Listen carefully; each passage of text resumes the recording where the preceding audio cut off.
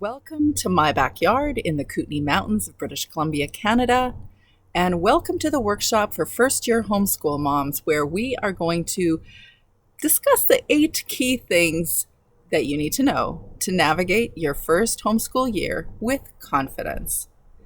If we haven't met, I'm Teresa. I'm the homeschool life coach over at capturingthecharmedlife.com, and this is my lovely abode. No green screen. Well, there's actually kind of a green screen, but it's green and blue and brown and white and thunderstorm lurking in the background. It's gorgeous. I love where I live, and I'm grateful for the opportunity to do the things that I'm doing here online. I would love to have you in my backyard, just enjoying a little sparkly water and chatting about the things that matter the most in your first homeschool year. But that's not possible, so that's why we're here. A workshop designed with you in mind. And that means that I would love to get to know your story too. So even though I'm going to share a bunch about me and my first homeschool years, I would love to hear about your homeschool life, about the reason you started, the reason that maybe you're curious about homeschooling and haven't started, and what your goal is in homeschooling. You're welcome to send me a message to my email at Teresa Wiedrick at outlook.com, and also you can hit reply on this email if you're getting this through an email in the when you've accessed the guide to your first homeschool year. I'd love to hear about you. There will be a Q&A section at the end of this live workshop. We're going to have about a 40-minute training here. And then at the end, we'll have 20 minutes to chat. You can ask me whatever questions you're interested in, and I will get to know you more and be able to address your questions directly. So I'm going to share a little bit with you about my story in my early homeschool years. I remember hearing about homeschooling, but I remember thinking it was odd, and that I wasn't somebody that would want to wear jean jumpers. Or what about socialization, I asked. Yes, I did. I asked that. And I'll tell you that I've got an answer. And you kind of need to, because you're going to be asked that question repeatedly if you're not already asking. I had a lot of questions, so I spent about 2 years researching homeschooling before we got started. Part of the reason it took our family so long to actually start homeschooling is that I think we were moving. We were going to transition from one province to another, and I really thought this is going to be too much of a change. I also just had a baby, or I was about to have a baby, and I thought that would be too much. I think in hindsight, it might have been easier if I was homeschooling than bringing my kids back and forth to a school, waking up a baby while I was trying to bring my kids back and forth to school. But I didn't know. Hindsight is 20/20, they say, isn't it?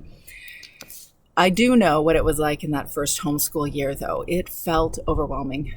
You're jumping off the beaten path.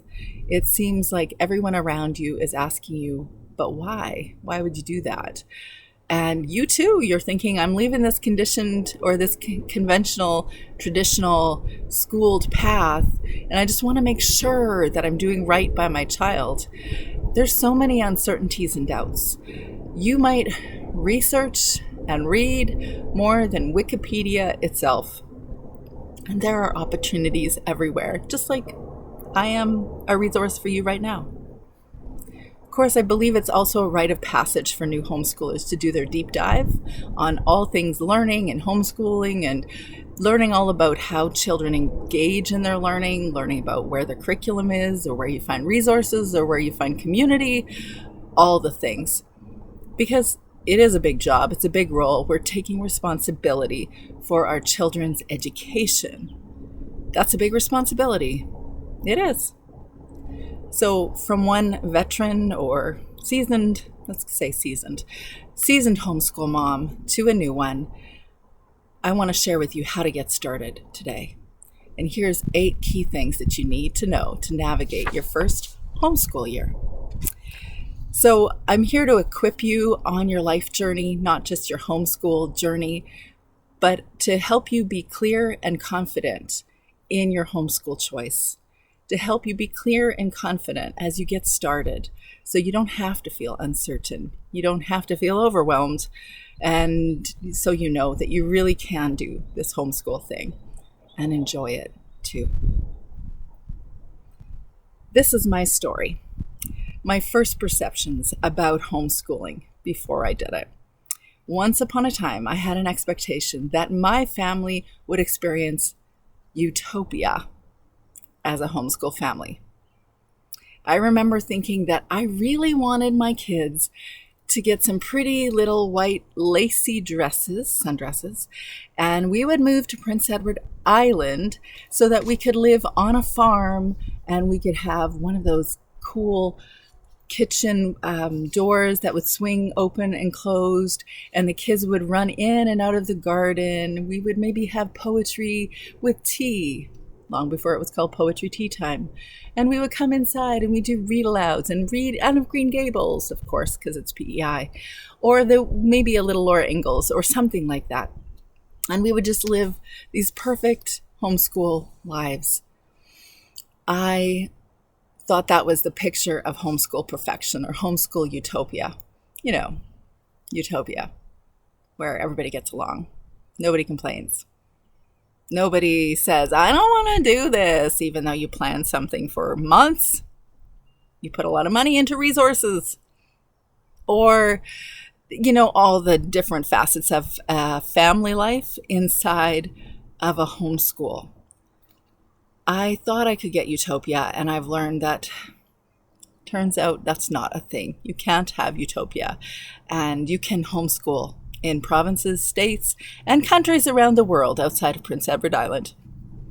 So I learned that homeschool is not utopia, just like family life is not utopia. I learned that there's many challenges along the way, possibly unique to your specific family, and also just because it's homeschooling and it has unique challenges in itself. But I know that if you're clear on why you're doing it, and you're willing to learn a few strategies, willing to grow, you'll overcome a lot of those challenges and feel satisfied and successful in your homeschool. You will feel like you turned those challenges into your charms. So it turns out my 3 little girls are way past wearing white frilly dresses now. They're 22, 20, and almost 18 at the end of this week. And they're more likely to wear Lululemons than they are little white dresses. And the third daughter of those 3 girls has just recently graduated from high school. My youngest is 14 and a son, and he's about to enter high school. I learned you can homeschool in any province of Canada, not just PEI. You can homeschool in most countries around the world. You can indeed read many, many, many, many books with tea in the afternoon. And we didn't live happily ever after. We didn't experience utopia, but we had so many moments and memories because of this big, beautiful, freedom-based lifestyle called homeschooling. And I am so grateful for it. Certainly what my reality was and what my original vision, though, was definitely not the same. But freedom was most definitely my constant family companion. I have experienced a few other challenges along the way, as you can imagine.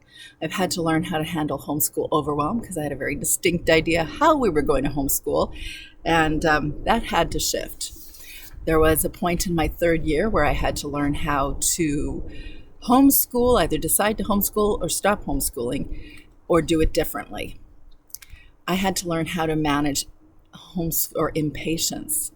One of the most common questions people or statements people make when they find out you're a homeschooler is, "Oh, I couldn't do that. I'm not patient."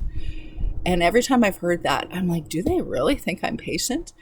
I mean, I suppose they must, or else they wouldn't be saying that, or else maybe they're just identifying that they know that they couldn't. And I'm with them. I couldn't either. I had to learn it the good old-fashioned challenging way. I've learned how to address all sorts of big emotions here. I've learned that I've got all sorts of unhelpful mindsets about what an education is that really interfered with the way I was engaging anything in the learning realm with my kids. I learned that I had to take care of me. It wasn't an option. I had to take time away. I had to build internal boundaries. I had to learn how to do all the things that were about me and not about my kids, so that I really was able to have energy and be present with them. Okay, so enough about me. Here's what's to come in this seminar. I'm going to offer 8 key things that you need to know to navigate your first homeschool year with confidence. Now, I've shared a little bit about my homeschool story, but I want to share that as I've transitioned from my homeschool years to graduating all these kids and they're all growing up, I actually moved into the homeschool coaching role officially back in November 2019. And the month before the pandemic, I moved into my closet so that I could be in Studio C. I call it Studio C. My closet is my recording studio for my podcast, Homeschool Mama Self-Care. So a month before the pandemic. Pretty handy timing. So I'm Teresa Wiedrick. I am now the homeschool coach and a life coach, certified life coach at Homeschool Mama Self-Care on Facebook, Instagram, Patreon, and you can also find me on my website, www.capturingthecharmedlife.com. Did you know that this is the support that I offer? First of all, I have a weekly podcast, as I've said. I offer free Zoom chats to connect, an initial coaching call, totally free. If we've never met, and ask me for the link, I'd happily share it with you so we could connect. I offer paid homeschool mama support group in the Patreon group where we connect twice a month, sometimes 3 times a month, to connect, to learn, to discuss all things homeschool mama life. I've written a book titled Homeschool Mama Self-Care, Nurturing the Nurturer. I have an entire website of resources that I've shared. I started that website within months of homeschooling my 4 kids, so it's replete with stories right from the very beginning. I have 4 kiddos, kind of useful in my experience as a homeschool mom. 3 of them are grown. 1 just graduated 2 weeks ago from high school. Another graduated and is now a ballet dancer. Another continues in her double major at university. And my youngest is heading into high school this fall. So, I have a pregnant person on my property, on my homestead here in the Kootenays. A Nubian goat, due in a couple weeks too. I'll be heading to San Fran with my daughter to see a Taylor Swift concert in July, and I can still not take care of myself at times when I spend more time writing and coaching and podcasting than I do organizing lunch before 2. I have written self-directed courses for new homeschool moms, so self-directed or self-guided courses for the new homeschool moms, to reimagine your homeschool if you're between the 2nd and 7th year of homeschooling, courses for deschooling, self-compassion and dealing with big emotions. I've got a self-directed course that is a retreat, and also dealing with overwhelm. I offer all these courses in a group coaching context as well throughout the year. And my very favorite way to walk alongside you is to help you through this homeschool life with confidence, intentionally, purposefully, and authentically doing it your own way. I love doing it in a one-on-one coaching session. And if you want to learn more about that, just book a call and I can share how we might be able to do that specific to your unique scenario. This is who I have worked with. I walked alongside a new homeschool mom that doesn't know if she can do this and if she's just simply looking for confidence. But I've also walked alongside new homeschool moms who want to learn how to actually do it, create it, to put it together, a routine, know where to purchase curriculum, when to know when you've done enough. What are you going to do if you're behind in something? Do you need to know certain things to get into kindergarten, or do you need to know certain things to get into high school, or what should you do to plan for a diploma? I think I hear that question the most often from people with really young kids. And if that's you, I just want to say, until 6 months before my homeschool high school kiddo graduated, we were convinced she was going into a science program. And then she decided to go into ballet. So if your kiddo is super young, you can plan it if you want, but you don't need to. because you have lots of time until they develop who they really are and then actually decide what they're going to do. 6 months before, complete shift in how she approached things. And now she's a ballerina. So this is who I work with as well. I walk alongside the new homeschool moms, and like I said, to sometimes plan it all out. Sometimes I'm talking with homeschool moms that are challenged dealing with toddlers or teens or more than one kiddo. Or sometimes a singleton kiddo can be just as challenging as more than one kiddo. Or when you're working while you're homeschooling. I've worked with a pregnant mom who needed support to make healthy choices and instill healthy practices so she can easily handle her postpartum overwhelm, as we all do. I've worked with a mom of 3 who suffered deep loss and had to learn how to instill boundaries in her relationships, got clear on who she was outside the expectations of others, and wanted to find her place and purpose in the world. See, that's not even really a homeschooling thing, is it? That's the life coaching part of what I do. I've worked with the overwhelmed mom who barely knew how to make space to retreat with me when she signed up for the Homeschool Mama retreat, but she did with her cup of tea. I sent her those tea bags, and she uncovered her reasons for overwhelm and made steps towards an intentional homeschool life. And I've worked with the mom of 2 who wants to get out of her own way to enable an education for her 2 really smart kids, but with less structure and more realistic expectations, but still able to give them what they need and find space outside of them so she can cope with her highly sensitive personality and the natural demanding mothering role that we all experience. We have to have time away. And I've worked with a mom who wanted to help creating a plan and strategy to address her big emotions with her 2 kiddos, with her 2 energetic kiddos. And it's such a beautiful mom. She shared a message with me at one point that said, I was reminded by my phone, because I put a reminder in my phone, to breathe and to stop for my mindfulness moment. And my kids stopped with me, and everybody put their hands on their heart and said, Mom, breathe. And breathe. And how are you feeling? What are the thoughts behind your feeling? What's the story that you've created around those thoughts? Isn't that such an interesting timing? That moment of mindfulness that I share with every homeschool mom, a reminder to stop and just figure out what's going on in here, and it starts thundering. So interesting. And I've worked with a mom or homeschool moms who have kids on the spectrum or that have ADHD, or they themselves, the moms, have ADHD or depression or anxiety issues while trying to homeschool and not lose their minds.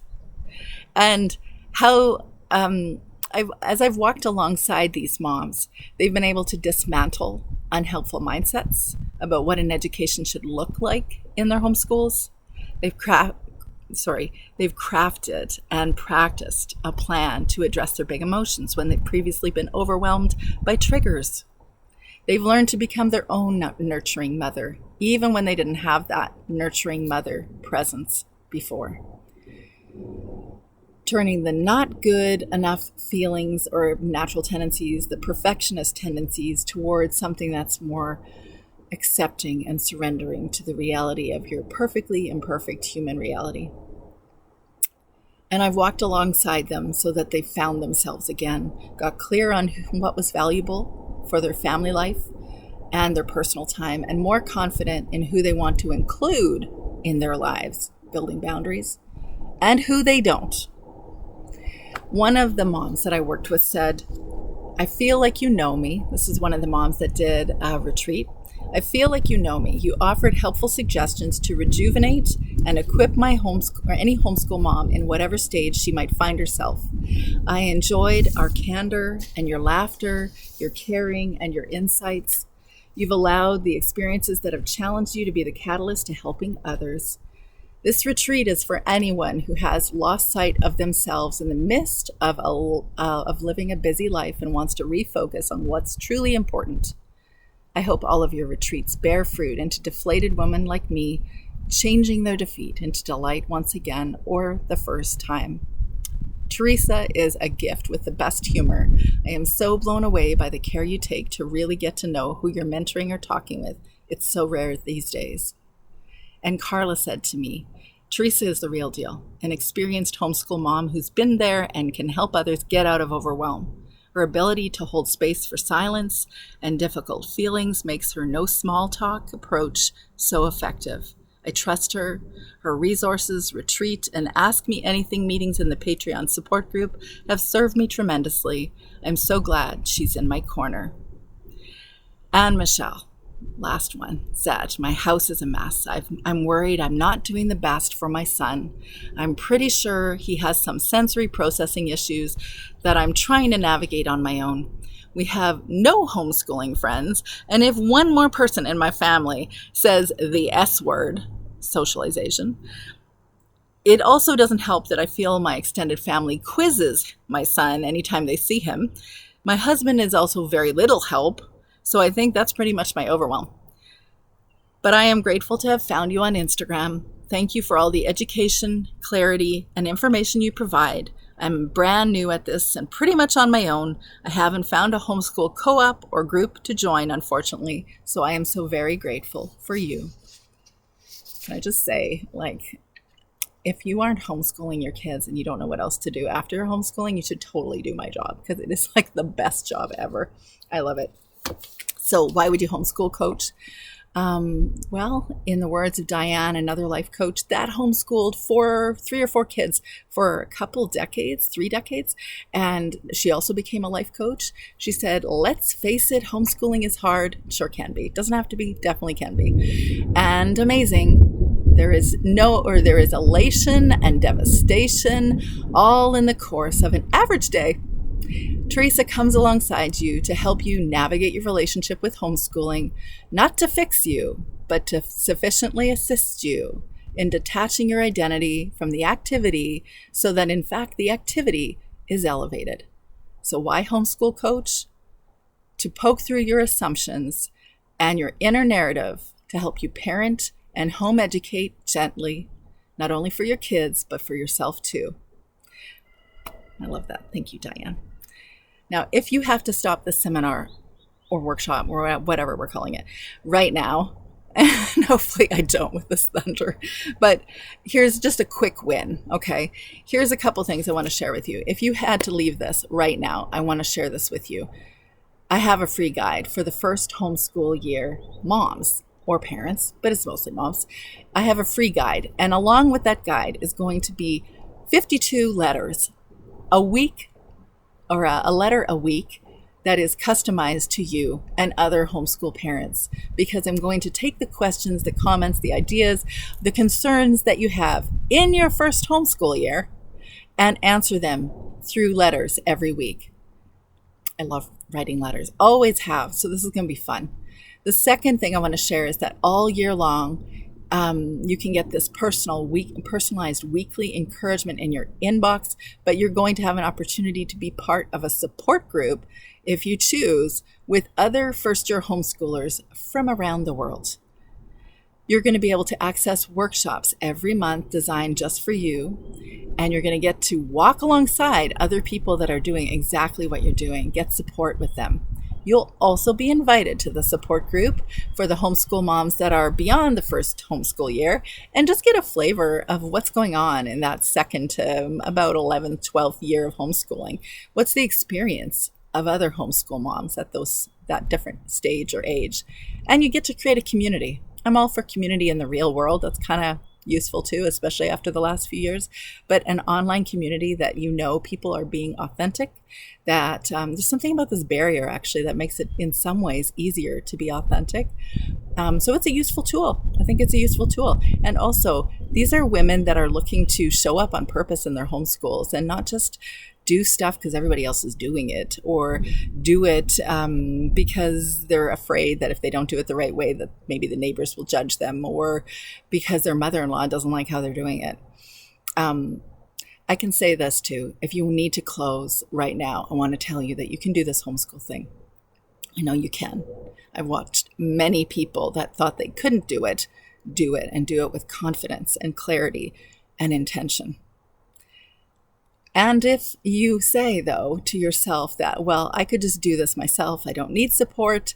Yeah, you can. I know you can. I did. I didn't have any family. I didn't have any friends. I didn't have any community that were homeschooling.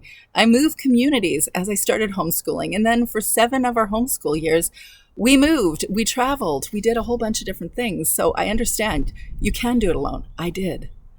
There was a co-op where I lived, and there was a woman who had a lending library that I would occasionally visit with my kids, and I would borrow things from her. And even though she wasn't the same mom as I was, she didn't have the same kids as I did, she didn't have the same worldview, she didn't homeschool the same way, but just hanging out with her every once in a while really made me feel like I was going to be okay, and I was going to figure this out, that I would have enough confidence for the next time I saw her, and then I could refuel and get to know, address all the things that to me, I thought were like really big concerns. And she'd been there, done that for so long. She just reminded me that I was fine. I could do it too. So do I think you could do it on your own? Of course. If you want to, I believe you can do anything actually. But sometimes people say that they don't want to invest time or money, but time into coaching because they don't have time. And that will definitely be your experience. It could very well be your experience where I do not have time. I'm barely brushing my teeth and having a regular shower. I've got a baby, or I've got a really active toddler, or been there, done that. So I know that it is challenging to invest time or money because you don't have time, except that you do have time. If it's important to you, you will invest the time. Pre-warning, this homeschool year, can be overwhelming. If you don't already make time for the most important things like yourself, time away, you don't have time not to make time, because you're going to be continually depleted if you don't show up for yourself and your needs and create a community that feels supportive right away. Okay, so before the thunder strikes, here's what I'm going to share in this workshop. You can find all the information that I share on my website, capturingthecharmlife.com, in a website article titled Get Started Homeschooling. Because here are a few common concerns that I'm not going to address today, but I do think that it's valuable for you to hear. Should you homeschool your child? Maybe you're in the place where you're not even sure if you want to homeschool your kiddo. You're going to learn about the surprising transition from school to homeschool. You might be wondering about gaps in your kids' education. I address that.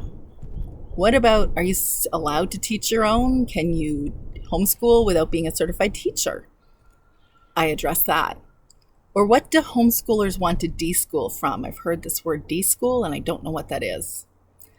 How to handle homeschool overwhelm. What about homeschool philosophies or methods? People keep talking about these philosophies. What are they? Maybe you need to care. Maybe you need to learn about them. And you can also learn about homeschool coaching and how it might benefit you. So I've created an entire podcast season dedicated to you, the new homeschool mom. You can find that podcast season on my website too. So here's what I'm going to share. The 8 things you need to know to navigate your first homeschool year with confidence. The first thing is the legal requirements. You need to know what your state or your province or your country says about homeschooling. It is to your confidence if you actually read the legislation around it.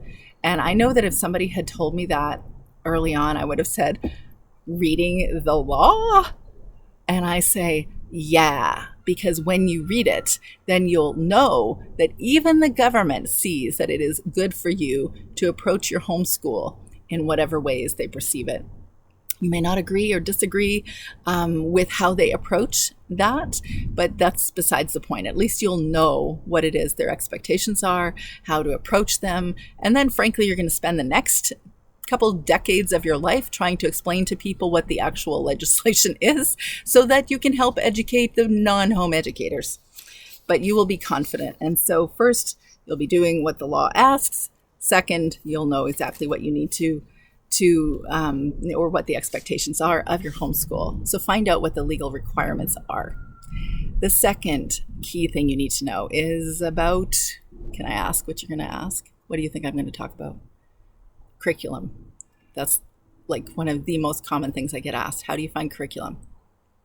Reality, it's everywhere. But it doesn't have to come in the form of a school textbook, and it doesn't have to come in the form of a giant mound of a stack of books, and it doesn't have to come directly from the education system that is in your state, province, or country.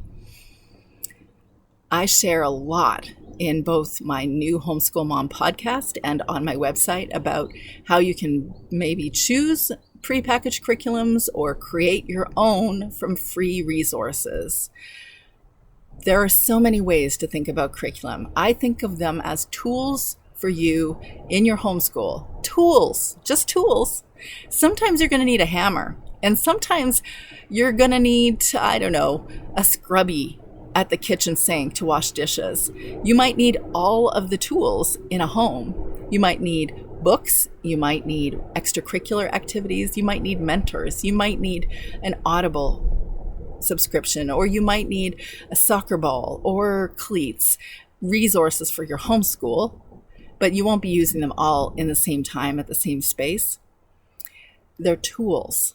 There's no magic thing about a specific book. There's nothing magical about a specific extracurricular activity that you choose. They're just all tools for your child to learn from. And I've said this before, that the right curriculum doesn't actually exist. So you can try to go find it. You can spend a lot of money trying to purchase it. But what you're going to end up doing is something like just filling an entire room full of bookshelves and storage closets of stuff that really is kind of cool. And at the end of your homeschool years, like I am at now, and I have yet to clean that homeschool room, I know that I have oodles of used KiwiCo boxes, science curriculum boxes, tons of books, tons and tons of books, and math manipulatives, and chemistry stuff, like tons of things. And many of them we used, and some of them are still sitting there waiting to be used. So the less you spend, really, when you start buying something, you feel like you have to use it. And so when you buy that expensive box curriculum, or you sign up for the thing for a year, a subscription to KiwiCo or something, which is totally cool, by the way. And this is not a sponsored ad. I'm just saying it's cool. All these different things, they really are resources that are useful for your kids' education. But sometimes you might buy into something big and discover it was really a waste of time. It was a waste of money. You're going to feel compelled to use it even when you don't like it anymore, and the kids are definitely not enjoying it anymore. So if you can borrow stuff, or if you can sample stuff from a lending library or from the regular library, that would be the easiest way to approach curriculum. I often get asked that, how do I choose the best curriculum for homeschool? Because though I do use curriculum, I don't think there is one right book or one right resource or one right way to tackle any subject, like any subject. I don't actually think in grades, although I'm obviously familiar with them. I don't personally have to meet regional learning outcomes, so I don't assume that there is one right way even to educate.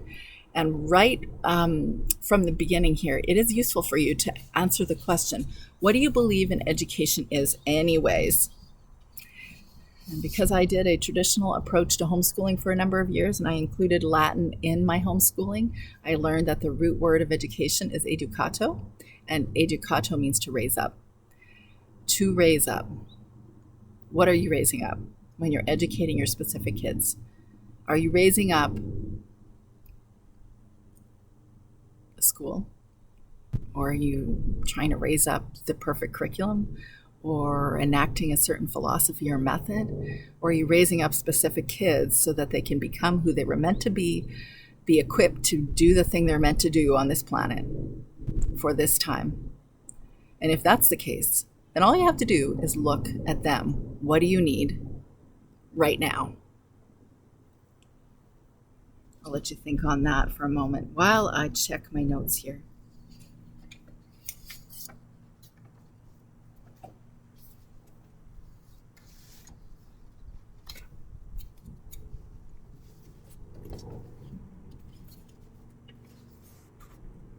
Okay, so I'm going to jump to learning styles. It would be super useful for you to explore child development learning styles, not because you want to compare your deep dives into that learning. You don't want to compare it to like an education degree. That's not the purpose. It's not to gain that knowledge so that you can become a certified teacher, but so that you can actually understand your kids and how they're learning. I listen to things. People speak, and that's why I listen to many, many podcasts. When they speak, I really take it in. When somebody gives me directions to something, I have some sort of internal panic that I have to read the directions, and this is uncomfortable. When my husband and I were first married, when I was pregnant with my first child, we were putting together a crib, and he pulled out the instructions or directions, and he was like reading it word for word. Like maybe he was reading Mandarin and Spanish and German, and I don't know, probably not. But he's very detailed, and he reads the directions. I just want to figure it out. So I just unboxed everything and just started playing.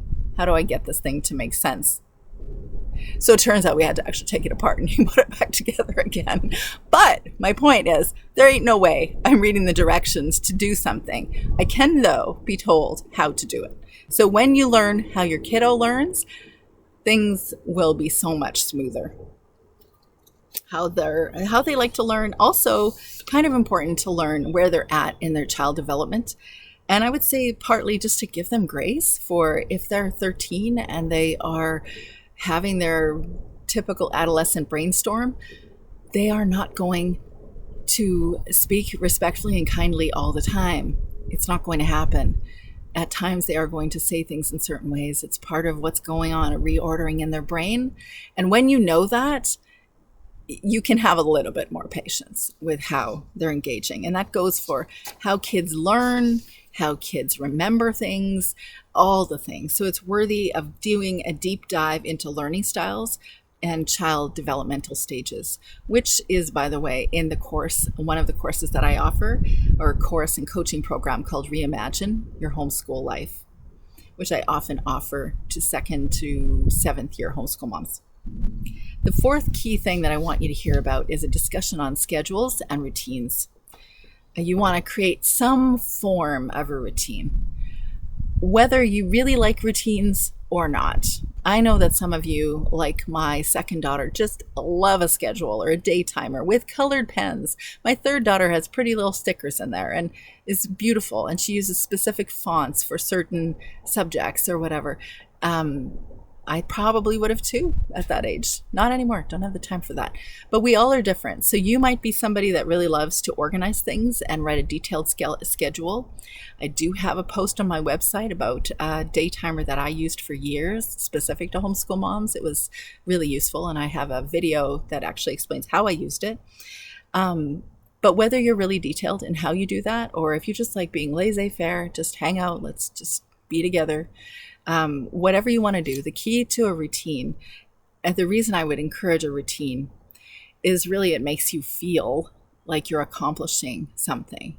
And if you track it, if you actually occasionally write what you've been doing, you're able to look back and say, you know what, maybe we didn't do things in a super traditional way, but my kiddo loves reading and is reading oodles of books. Or that kiddo is doing deep dive into human anatomy and maybe spent 6 months doing it, but she's very versed in human anatomy. Or this one is building things in the backyard, or whatever it is. But when you start to honor it or acknowledge it, writing it down and recognizing that it actually is real learning, then your heart is confident that what they're doing is also learning. So creating a routine is useful. Also a self-care routine, because that is going to just be thrown out the window easily. Exercising every day, or most days. So you burn off tension and don't have as much emotion, energy in your body flourishing, growing until you get angry at your kids. It's really useful to diffuse that with exercise. And I won't go into all the details of self-care possibilities in your routine, but that is most definitely in my books, Homeschool Mama's Self-Care, Nurturing the Nurturer. Carving out a morning routine, whether it's for you or for your kids, even if you could just do 10 minutes by yourself. I know that some of you have really young kids, and the idea of actually thinking your thoughts before your feet hit the floor can be challenging. And I know that, I remember that, because kids are not just at your bedside, but some of them are sleeping with you. And I remember that experience. So I want to honor that moment, that time in your homeschool. And I want to encourage you, it will not last forever. When they're 18, they're not going to ask if they can sleep with you tonight. They really won't. So carve out a morning routine, practice it. Do it with or without the young kids so that they learn. Mommy is sitting in the corner for 5 minutes and she's writing in her journal with a coffee. Can you just play with your Legos beside me? And they might not do that, but you give them 18 years and they will. So give them some practice time to recognize that you are going to have your day beginning alone, to think your thoughts, to gather your intentions for the day. Just 15 minutes, 5 minutes. Create a morning routine with the kids. If you start the day with intentional activities right from the beginning of your homeschool, they'll know this is what we do. This is what we do. Mom makes breakfast, or the oldest sibling makes breakfast. And then we join together in the family room for a book, to read a little bit of a book or to listen to an audible book. And the kids can play with Legos or something.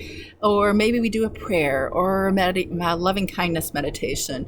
Or we do a little yoga or stretching. Or we discuss what plans we're going to do for the day if you have much older kids. Ask the kids what their hopes and intentions are for the day too. And make sure you let your kids know what your intentions are. It'll make things a little bit more smooth throughout the day. You can assume a certain time of the day is set aside just for learning opportunities. Some would call it school. I have a hard time calling it school, even though I frequently use the word homeschool because it's what people know. But learning opportunities, so that you don't have to think a child has to sit at a table or a desk and have a chalkboard or a whiteboard. They don't have to do their learning in a traditional way, but we are going to set aside a certain time in the day to make sure that we approach learning opportunities if you're not already unschooling. You could include a post-lunch communal quiet time, partly so that they get into the habit of being quiet on their beds with a book, or maybe you're all in the same room doing quiet activities. Make sure you plan a day or time of the day, maybe 3 or 4 o'clock before dinner, where you just get outside and get active. Slot in screen time. So I'm not going to try and convince you to limit screen time or how you should approach screen time. I personally have limited screen time. Here's why. One, I don't think it's good for me to be on a screen all the time. I can feel that it makes me feel more fidgety and less connected in my world. And even though the research will support all sorts of different things right now, I personally am convinced that there's a certain amount that you need, and there's just probably too much of it right now in the culture in general. And we should be doing more organic activities just for our own good mental health. So that's how I approach it. And especially for younger kids that don't have cell phones, that aren't independent in the world, working part-time jobs and driving and doing extracurriculars all the time. If you have young kids in your home, when your kids know that the screen time is between this time and this time, or they can use the screens for certain educational opportunities at certain times, you can have quiet during that time. Kind of useful. So I share in the group coaching program for new and 2nd to 5th year homeschoolers, 7th year homeschoolers. I share different ways to include fun in your homeschool. And I think it's really important from the get-go to create times like 100-day parties or not back to school picnics or whatever matters to you. Birthdays. You always got to include birthdays as national holidays. All those things, make sure you're including fun, because you could just get some really serious homeschool mom energy going where you want to make sure to do all the things and not enjoy your homeschool. Ask me how I know. But I do also know how to do fun. So I've done things like including poetry tea time, nature study. There's a lot of forest school action going on these days, which sounds cool, kind of predates my homeschool experience, but sounds cool. Definitely read alouds.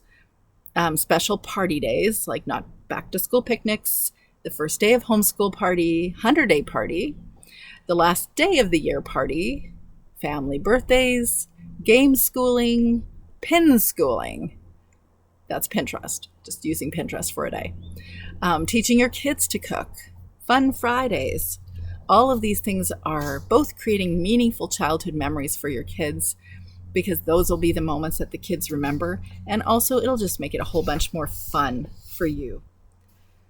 Make your homeschool routine work for you and your homeschool kids. So the fifth key thought I have for you is to do the record keeping.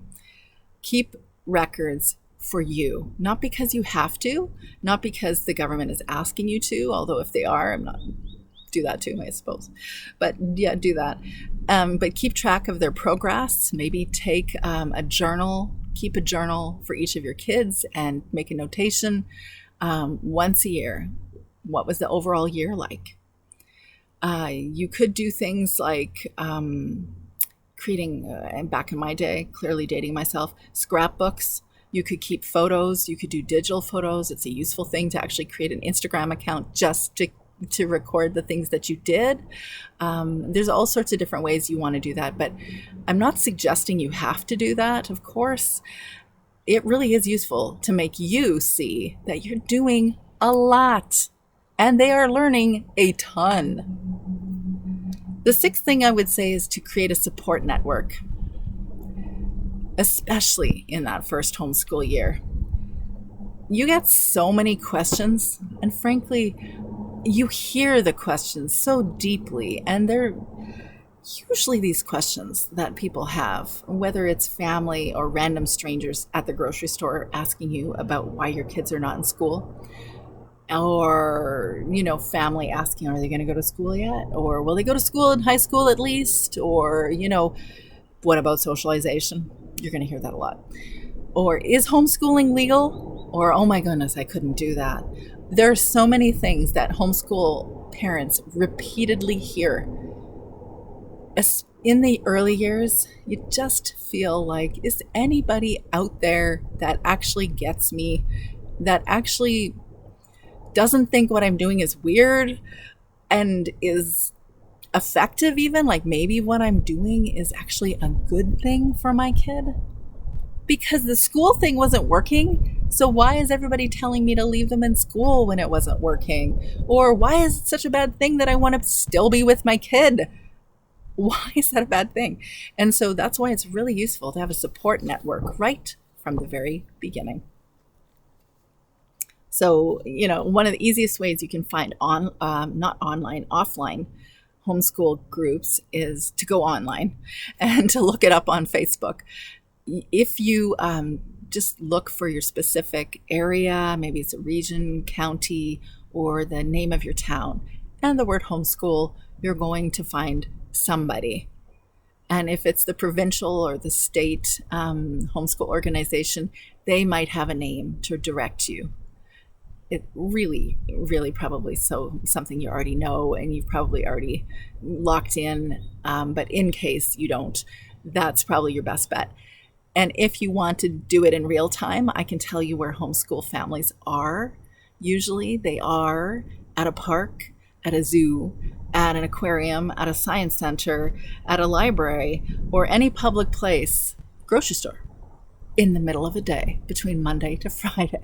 So you can just go say hi to random kids in grocery stores and ask them if they're homeschooled. Just kidding. Okay. Or you can just join the online support group, the Homeschool Mama support group, where you're going to meet other first-year homeschool families too. You should know I offer a book club. Now, not everybody's into book clubs, but this is a unique book club because it does two things. It offers learning about homeschooling, and we do learning about homeschooling some months, and sometimes we do deep dives on personal growth stuff. So it's intended for homeschool moms that obviously enjoy books. But you don't have to read the book because I already know you have a lot going on. So you can just show up for the discussion about the book. That happens every month. You can drop in once a month, or you can come for the entire year. Obviously, you can do group coaching and get to know people through group coaching programs.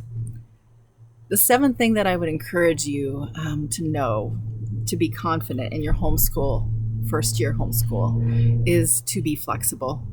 And I actually think that's a character trait or something that we need to learn over the course of time. You're not going to know how to do it necessarily in the way that your kids need it or your life scenario demands it at this time, but soon enough you will. You'll learn flexibility sooner than you think because life will demand it, but the homeschool lifestyle will definitely train you. But as an encouragement, just remember that the benefit to homeschooling flexibly is that you begin to learn that the least important thing in your homeschool is the academics. It's actually the thing you may likely be thinking is the most important thing. The least important thing is the academics, that they are actually learning all the time, and that you taking off one day, 1 week, sometimes even a month, if something big is going on in your family, it didn't hurt your kids. It didn't actually hurt your kids' education, their academic education.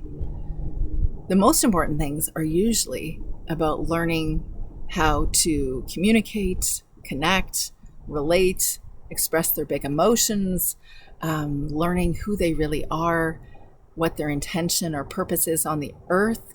Those are the things that become bigger. And I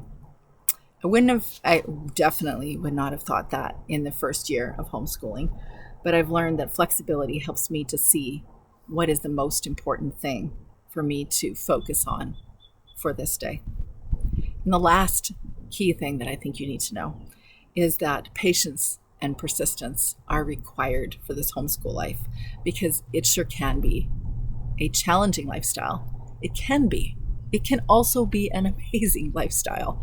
And I can say that after almost a couple decades of homeschooling 4 kids. And I have so many stories, challenging ones, just so many stories from each of the kids and from me, from my life.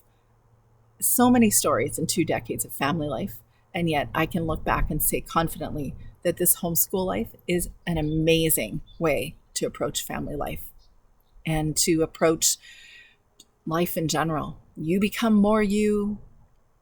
You have time to become more you. You will. Eventually you will. Your kids become more them and really become equipped to be who they're meant to be when they're 16, 17, 18, when they're 5, 6, 7.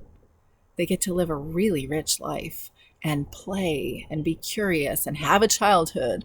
You and them get to have so much freedom, create so many memories. It is going to be amazing. And also it can be really tricky at times. It can be challenging not because you're going to have to find curriculum, not because you have to find what method or philosophy you need to choose or figure out where you're going to apply to become a registered homeschooler or enroll as a homeschooler. Not because of all of that. Not because you have to answer over and over and over, should you be doing this homeschool thing? I don't know about that. Is this really the best thing for your kid? That's not why. It's the hard thing. The hard thing is usually looking at you right in the mirror. You learning how to show up on purpose in your family life so you can take care of the ones that matter most to you. That's going to be probably the most challenging thing. So patience and persistence. so that you can sometimes reorganize your relationships. You can build into you so you can become more you, that you can learn how to address your big emotions. If any of this discussion about your big emotions or patience or persistence seems like, oh yeah, girl, that's going to be a challenge, I have a big emotions audit for you if you want to do a little assessment of how you are dealing with things already. You can find that on my free resources page on my website, Capturing the Charmed Life. So here's what I've told you, the 8 key things that you need to know for confidence in your first homeschool year. The first thing is that you are going to want to figure out what the legalities are, what the legal requirements are for you and wherever you live. The second thing that you're going to need to learn, or that you would probably want to do a deep dive into, is figuring out what the best choice of curriculum is, and it doesn't have to be expensive. The third thing that we talked about, looking through my notes here, and it's starting to rain, is doing a deep dive into learning styles and child development. Then, of course, we talked about building schedules or not schedules, and at least creating some form of a routine. And then we talked about creating fun, making sure we include the fun, recording what you do, keeping a record. Creating a support network was the 6th thing, enabling flexibility, the 7th key thing, and making sure to develop that patience and persistence muscle, which you will do to infinity and beyond. It will not stop. I am still developing that, and I'm actually exiting the homeschool years now. So it's called being a human and having to grow. And all the things that I've shared with you today, these are all things that I have learned in my homeschool life, obviously, or I would not know they existed. And how did I come to homeschooling? I hope that you've heard my story about that. If you haven't already, I think I've included it at some point in an email letter, but if I haven't already, it's in the very first podcast episode that I ever did on why I homeschool, the 8 reasons. I share about the research that I did for my 2 years before I began homeschooling. I share how I approached it, why I wished I had a mentor or somebody just to cheerlead me along the way. Do you know, not very long ago, someone had sent me a message to say, listen, I'm just reaching out to you because if I'm honest, I'm kind of embarrassed about this. I feel like I just need a cheerleader in my corner to say that you can do this. And I was like, girl, I wanted to be a cheerleader so bad when I was in high school. I tried out for it. I got in. My parents saw how short the skirts were and said, no, not happening. And also how much money everything cost. But I would not get the short skirt, but I would gladly cheerlead you if you want some encouragement. And if we haven't met, please schedule a call with me. You're going to find a free coaching call offer sometime throughout the emails that you get throughout this coming year, and take me up on it. I'm a real person behind this screen, and I really do love cheerleading people. I've shared a variety of resources throughout this workshop, and they are all available to you, free resources page on my website. And of course, I invite you to the first year homeschool mom support group.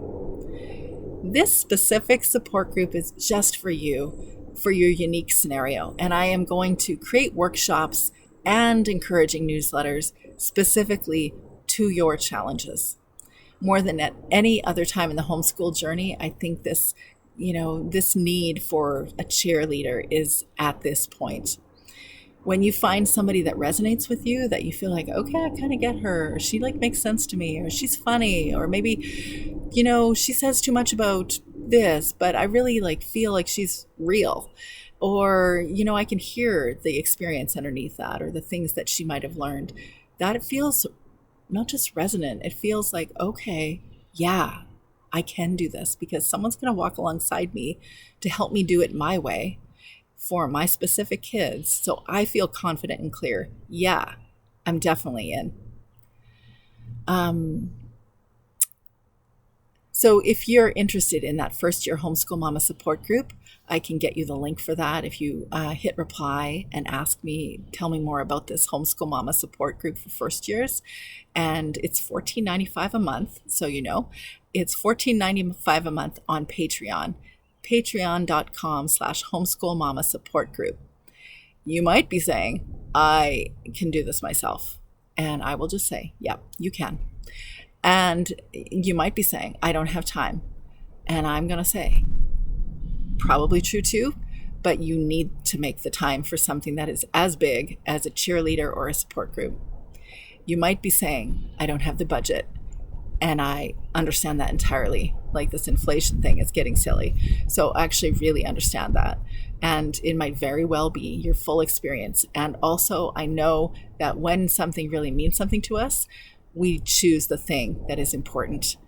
I read a book. This is a very different price point, but I read a book called A House in the Sky by Amanda Lindout. She was a woman who really wanted to be a journalist.